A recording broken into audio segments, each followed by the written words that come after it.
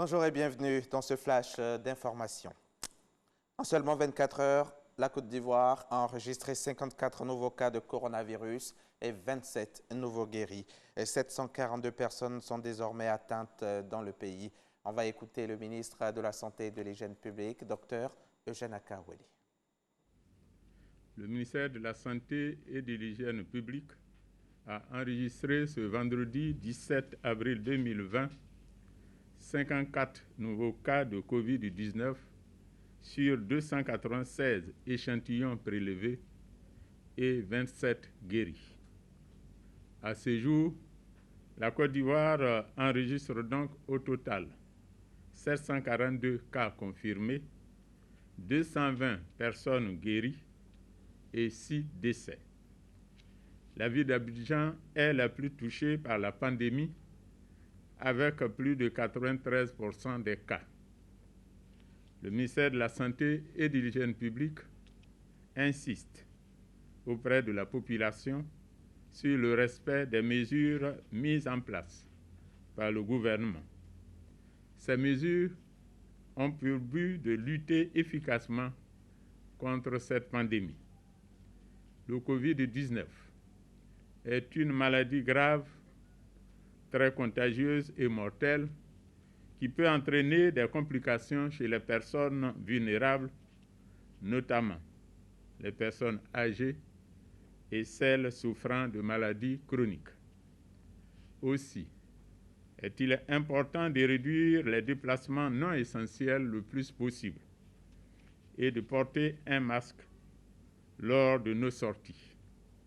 Cependant, le port de masque doit être associé à un lavage fréquent des mains à l'eau et au savon ou à l'utilisation d'une solution hydroalcoolique.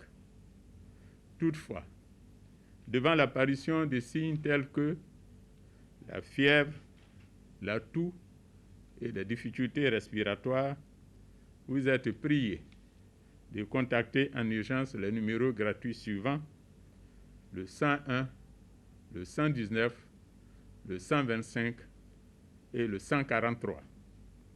Le ministère de la Santé et de l'Hygiène publique renouvelle son appel au civisme et à la responsabilité de tous pour lutter efficacement contre cette pandémie et félicite le personnel de santé pour son dévouement et son professionnalisme.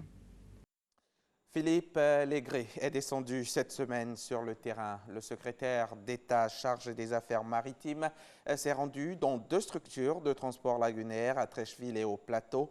Une visite pour s'assurer du bon fonctionnement de ces entreprises en situation de crise sanitaire. Puis, il a fait un don de kits d'hygiène aux associations de Pinas. Plus de détails avec Francis Boiffaut. Son reportage vous sera proposé dans le 13h.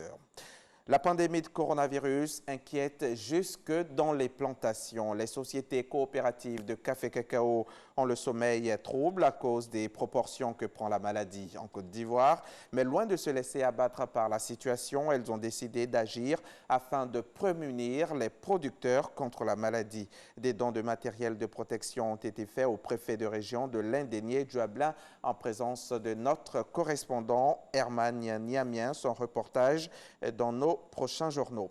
Le Theodore Roosevelt, porte-avions nucléaire américain, est immobilisé sur l'île de Guam depuis le limogeage très contesté de ce commandant le 2 avril pour avoir alerté la presse sur le nombre de contaminations à bord. Depuis, l'ensemble de l'équipage du navire a été testé. Sur les 4800 marins, 660 positifs au COVID-19. Immobilisé donc par le COVID-19, le Theodore Roosevelt devient un laboratoire d'observation de la pandémie. Le président américain Donald Trump s'en est de nouveau pris à la Chine hier vendredi en affirmant que le nombre de décès liés au coronavirus dans ce pays était bien plus élevé que ne l'ont dit les autorités, alors que le bilan mondial de la pandémie a dépassé les 150 000 morts. Pékin, qui a revu à la hausse le chiffre de ses victimes, a toutefois démenti toute dissimulation. Le président français Emmanuel Macron et le chef de la diplomatie britannique Dominic Raab ont aussi mis en doute la transparence de Pékin.